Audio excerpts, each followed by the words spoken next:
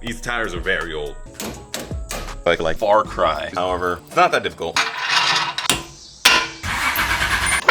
Oh my. Yeah, the car's on the jack. This is too low. Oh, 1250. What the? Hey, yo, what's going on, everybody? My name's Eric. This is FatalRPM, and in last video, we started lowering the Z, and in doing so, broke the Z. So, if you didn't see it, I'll tell you what happened. When we went to go ahead and drop it, because I wanted to take it around for a spin to see how the suspension felt, I dropped the jack down just a little bit too quick. The hood slammed shut. In doing so, broke my throttle body adapter because the fitment on this hood isn't great with the throttle body. It actually hits the top of the hood like right here. So as soon as it slammed down, I didn't even realize that it had slammed down until I realized it slammed down. And then at that point, it was already too late. Since this is the second time I've actually broken this, I went ahead, did a little bit of research, see if I could find a different product with a larger throttle body. If not, we're just gonna go back to the stock one. I found this guy, which was 25 bucks from Walmart, technically. It's on Walmart's marketplace. It was for the SR20, which is supposed to have the same bolt pattern as the Z's here. However, the thing that's confusing about it is all the peripherals that go on the throttle body. So if we look here on the bottom, this main flange over here is for the idle air control valve. That's where it's supposed to go. That is not a Nissan shape. This also seems like it's for a type of IACV, mainly because of how it works. I'm unsure. But what I do know is that that's also not an interface for SR20. And this also actuates in the wrong direction, just like the other one did when I got it. But I mean, that shouldn't be a big a deal. I should be able to reverse that. The thing about this though, is I'm curious because I did a little research on that ICV. Turns out it is for a 2003 era Corolla, or the same engine that's in the MR2s, second generation, 2ZZ. So I'm like ultra curious at this point in time if that's actually for a Toyota. I don't think. This is the same bolt pattern. Let's hit that there. Yeah, that's not the same. Not the same bolt pattern at all. That one lines up with that hole, but not another hole. I figured it was for the wrong car anyway. So we're just gonna be putting the stock one back on here. Hopefully it still fits the replacement of this guy here, which it might not. So that might be coming out. I don't know. We'll see. I will figure out where I put that. I don't know where I put it. Well, it might be at the house, I don't know. But I also don't think it's gonna fit now because of where I put the ignition coils. So we're gonna have to come back at this a different day. Okay. All right, so it is a couple weeks later. We have electricity now, and we're gonna go ahead and jack up the car. But first, we need to kind of prep this guy because our car is too low to get a jack under there. So I need to take out these screws that are in here, or by take them out, I mean cut them off with a cutoff because I don't have the means of actually taking these things out. So we're gonna do that, cut this at an angle so that I can drive up on them if I need to in the future. Honestly, I don't really need too much space. I only need about an inch or so. So these 2x4 should work perfectly. But yeah, we need to cut these. And oh, the other thing, fitment of the wheels in the arches. So this one's kind of high, so this isn't like an accurate representation. So we're gonna go over to the other side, but the back's the same on both sides.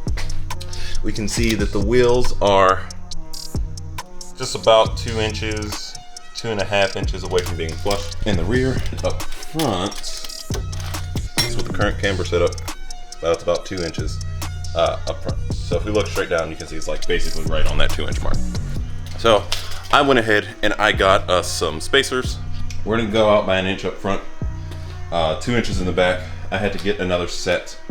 These guys here, we have them stacked up kind of like that. And there's a slight difference between the two, so we're gonna end up using these on the back, which is where we're gonna be stacking them up, because they have a bit of a recess behind the studs. so that I can actually fit longer studs in there, because we know we have the extended studs on there. So that might cause an issue, might not. But with that being said, that should bring us out to a point which will make it look good, and then we'll fine tune it later after we get our alignment and everything. Because right now we have quite a bit of camber up front that I don't know if we're going to be keeping or not. But here in the back it's honestly, we're probably going to be about 1 inch off, so I might have to get some straight up 2-inch spacers or 3-inch spacers. So here in the back, I really don't like running spacers, but I really don't have a choice with these wheels, mainly because if you see, I spec these wheels without a wide body, and you can see with the adapter, it's flush. It's basically flush, at least with the current alignment that's there. And anybody who would want to just run this without a wide body, that's going to be your fitment, which is 18 by 9.5 with a, I think it's a plus 15 offset, just about. So in the back, it's the same deal. It's basically flush. So that's going to be your best bet. However, obviously we have a wide body that makes the car wider, and wider wheels and tires are more expensive, more money than what I had at the point when I bought it. I'm not a big fan of spacers. So yeah, I'd rather have super wide and concave wheels, because I'm a big fan of concavity like we have here in the back. It's not super duper noticeable through the camera for some reason, but yeah. Well, let's go ahead, get these screws cut off up here and cut this thing in half.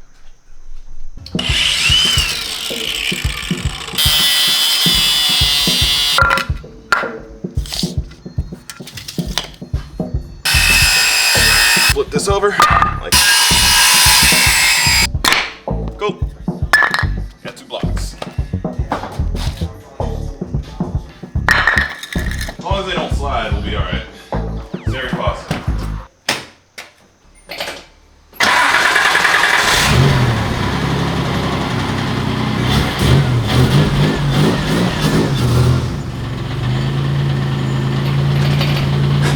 That is so much easier than people make it look. Like, so, I swear to God, so many people make that look so difficult.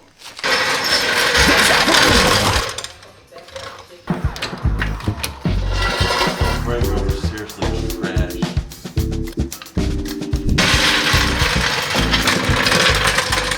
Before we fully jack up this car, we do have to unbolt the top of the struts. That way, suspension can fall down with it being unloaded gradually instead of suddenly with the bolt being removed. So yeah, I'm gonna have to do that. But I'm gonna go ahead and get this jack set up first.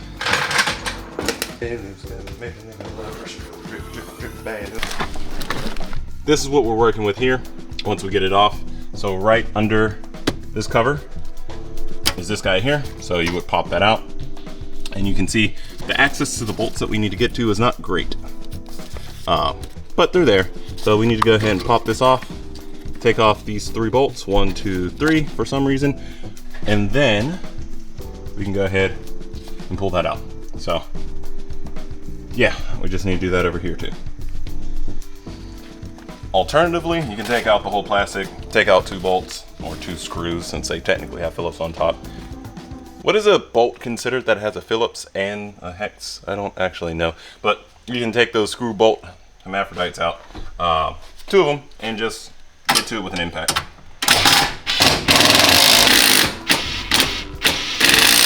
Yep.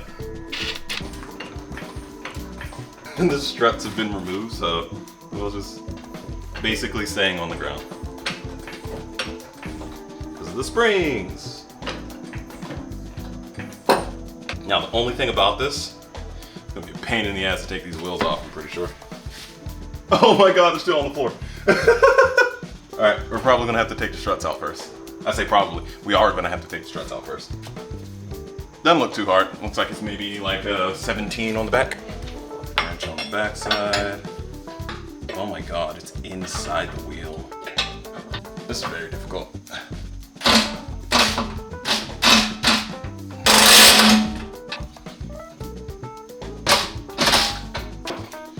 Here we go. 1 strut out. Easy peasy. Lemon Febreze squeezy. Okay. Alright, I'm going to continue to jack this up, see if this spring will come out. No. No, it will not. Because now the wheel's no longer on the ground.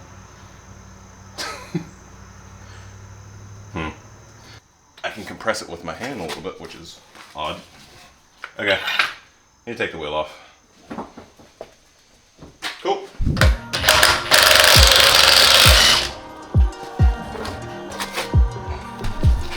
Oh, look at that! Yep, I need to pop this. There you go. Yeah, it didn't have any energy behind it. Now I can kind of show you this here. So this is what we're coming from, and this is what we're going to, which is why we need that bushing to make up the difference in that space. But it's also the reason why we need to trim the bushing, because the bushing might not necessarily be the right size.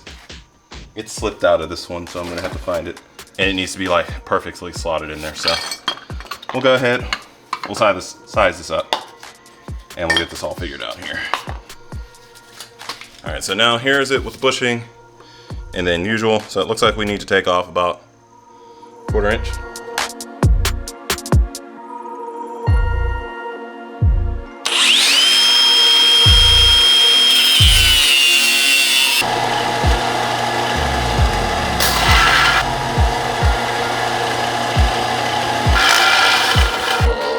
We should be good now.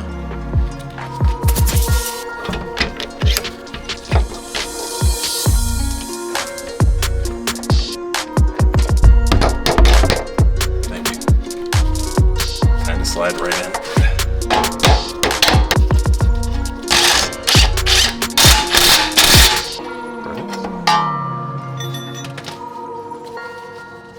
Now, realistically, once you get this done, you do want to have those loose before you bolt everything up here. I'm lazy, and I'm going to be replacing these bushings eventually anyway, so if they tear, it's whatever. They're already kind of old. On the other hand, we're going to want to go ahead and tighten this down. We already got the other side done, but now we're going to want to take a measurement so that our sides are even. You can see we barely got a finger's worth of space between the fender and that there. So what I'm going to do, so you can see with the tape measure, it's at about, it's like a 1/16 or an 1/8 inch off of 1/2 inch. We're going to go ahead, throw the tire on this side, and we should get that same or similar measurement. If not, we'll go ahead and adjust this. So let's go ahead, get the wheel mounted on here and set the height.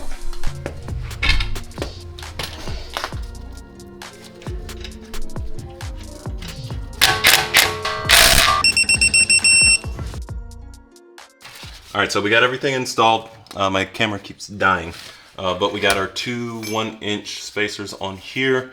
You don't want to stack these. I've already said, just do as I say, not as I do. We'll probably switch to a different spacer. I just kind of wanted to get something that's a little more modular so I could fine tune our fitment. I did have to adjust the coilover back here just a little bit.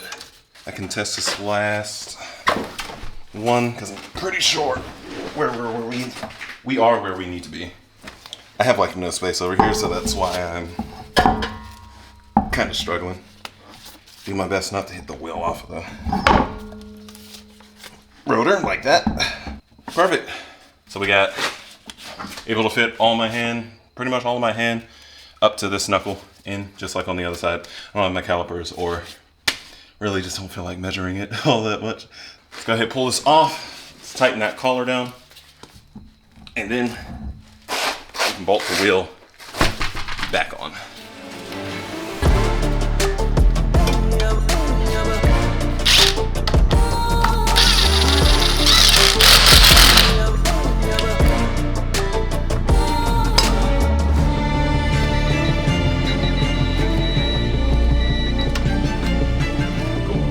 All right, so we've officially finished up the rear. Everything's looking good. I wish it was sticking out just a little bit more, but hey, that's what it is. The other thing I realized is that this is not straight. It actually kind of bows in that way, which I don't know if I like at all. We might have to take this edge down. His body kit is a lot of work, honestly. And almost would have just been easier to create one from scratch. We're good on this side too. I did go ahead, threw some new brakes on the front, as well as the wheel spacers on the front. As you can see, we are sitting a little more good here. This one is in a better position. This flare is in a better position than it is on the other side. So this is closer to like what it is going to be like. As you can see, if you look right here, you can see that's like the spacing between there. It's about my fingertips worth. I don't even have to measure it. You can see it's on that pinstripe. So we're gonna go ahead, we're gonna drop this just a little bit. That's like maybe 1/4 inch, I wanna say. But we also got this side done. Everything is torqued down in the back, not in the front, because the fronts are spinning. So we are going to go ahead and drop, and just so you know, that's just the sound of the new brakes because they're pressed up against the rotors.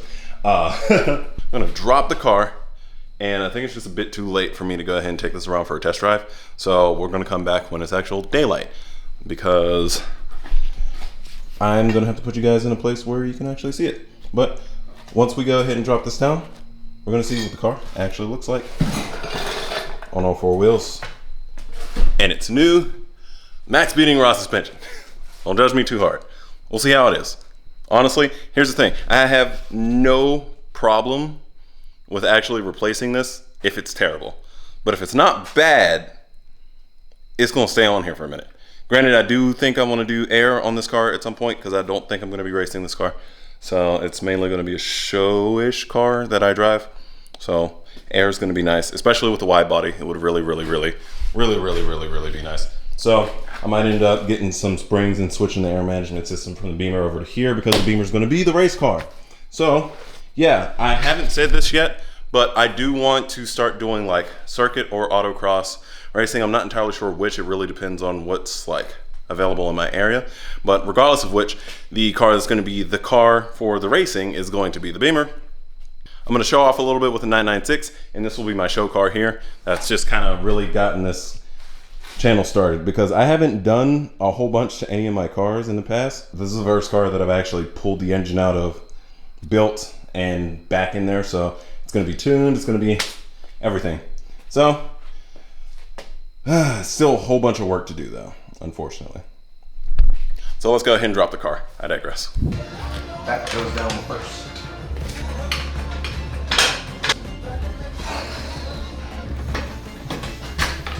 Woo!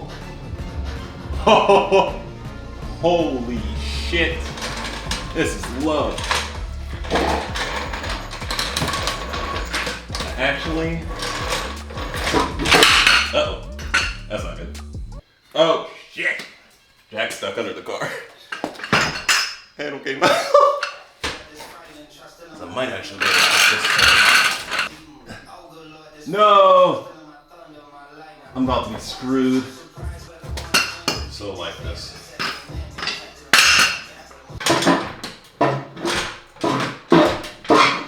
I'm very curious to know what they're stuck on right now. Nothing. I just skinned the hell out of my thumb though. Ow. I don't think it's gonna bleed. We're good. Alright. My set screw on this thing is absolutely garbage. I need to get a new one because it doesn't hold this thing in. The fact that this ended up working is crazy. 18,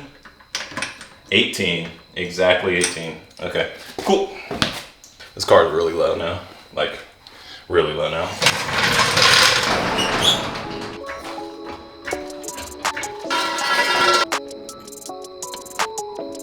Alrighty. Ooh, when I used to stand next to this thing, it came up to like here.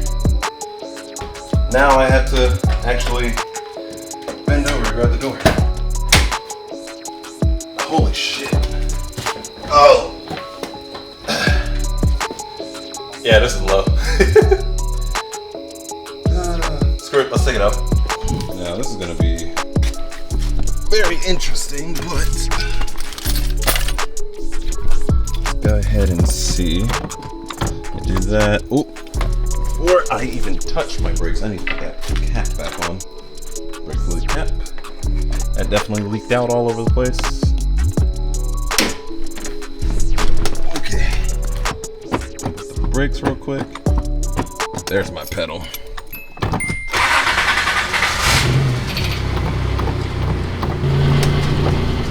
forward just a little bit.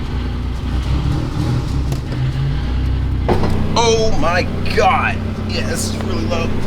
Man, those blocks actually raise the car quite a bit.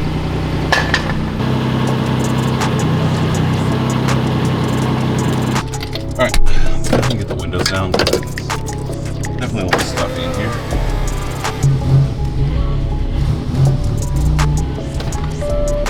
Parking brake is on. No, it's not. Okay, I definitely gotta put you guys down. Holy shit.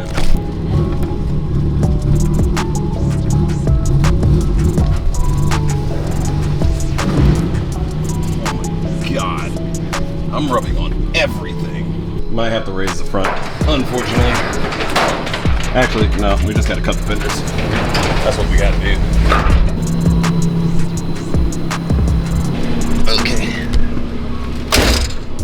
Man, I didn't think about the fact that I do YouTube videos when I was like, we don't need power steering. Because we need power steering.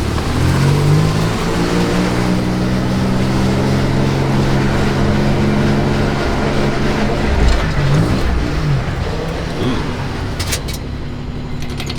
Yeah, we're not taking this around the block. Those tires are really rubbing.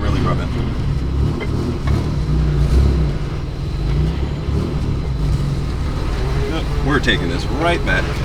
Sounds like they're rubbing in all four corners, which is upsetting.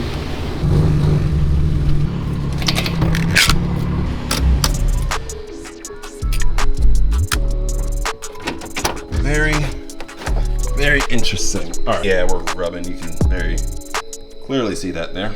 Rubbing there in the back. We are rubbing here in the front as well. You can see in a nice little line. Here we go. We got the suspension and everything installed. The car is lowered. Honestly, it's not as low as it could go, but until these fenders get cut, it's as low as it's gonna go. So, without further ado, I want to thank you guys for watching. We're definitely gonna see how this suspension performs. It was a little bouncy in the back, but that's also because I set it to the loosest, like the softest dampening in the back, so it was a lot of bounce. So, it definitely reacts quite well, I'll say that so far. And what was that, 80 feet that I drove it? We'll see how well the coilovers actually are over time. But what I can say is that those RT Trackpro, or those response type S13 coilover adapters are mint. Absolutely amazing. They pushed the wheel out already, so like this is where we're at right now. So we actually would have had it, oh, well, we already know where it is. We already have the spacers and everything on there. So it would have kicked the wheel out a little bit, and it raises your roll center, so it makes lowering the car a lot more drivable. But without that being said, you still have the fact that you can swap out the coilovers, which is a big plus in my book, because you never know, you might buy something and you don't like it, like in my case. I don't know if I like it or not because I haven't really been able to drive it, obviously. Just install this stuff. So yeah, adapters are great, to be determined as far as the coilovers. But once again, I want to thank you for watching. If you liked the video, please do hit the like button down below, as well as if you want to see any more videos coming from me, hit the subscribe button as well as the bell icon right next to it so you do get notified whenever I drop those new videos. And I like how I got through all that and then messed that up. Thanks again for watching. Peace, and I'll see you in the next one.